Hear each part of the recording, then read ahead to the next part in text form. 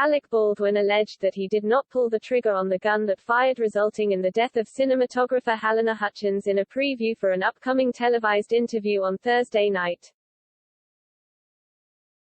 It was announced on Wednesday that Baldwin will sit down for his first formal interview about the fatal shooting that took place on the set of the indie western film Rust. In a preview for the tell-all, Baldwin addresses the fact that he was holding a gun that was somehow loaded with a live bullet that should not have been on the set at all, let alone in an actor's hand.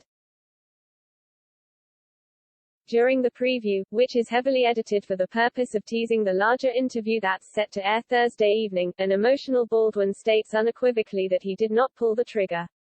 The trigger wasn't pulled. I didn't pull the trigger, Baldwin told George Stephanopoulos. He adds, no, I would never point a gun at anyone and pull the trigger. Never. However, the Santa Fe County Sheriff's Department said in a warrant that Baldwin fired the gun. Baldwin was holding the gun and rehearsing a scene for the movie when a live round rang out, hitting Hutchins before getting stuck in the shoulder of director Joel Souza. In the heavily edited preview clip, Baldwin does not seem to deny that he was holding the gun at the time, with the distinction seemingly being that he did not pull the trigger. This is in line with previous reports that indicated that Baldwin was not scripted to fire the firearm in the scene. The Los Angeles Times previously reported that a total of 3 incidents involving guns being fired accidentally happened prior to the incident involving Baldwin on October 21. One involved Baldwin's stunt double firing a blank round after he was told the gun he was holding was cold, an industry term meaning that there were no projectiles in the firearm. This is similar to what assistant director Dave Halls told Baldwin on the day of the shooting, not realizing that a live round was in the gun he handed the actor before declaring it cold. The outlet reports another shooting involved a woman in the props department.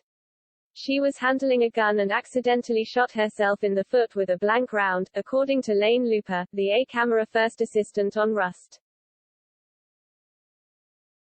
Elsewhere in the preview clip, Baldwin seems to focus on what the police previously said the investigation is focused on as well, how a live round got into the gun. Someone put a live bullet in the gun, a bullet that wasn't even supposed to be on the property, Baldwin says.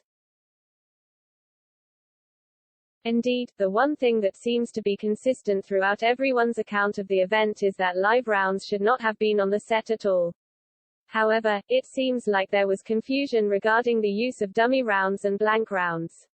While the latter is made to look entirely different from live rounds but simulate a gunshot when discharged, dummy rounds cannot fire but are made to look similar to real bullets for the purposes of filming.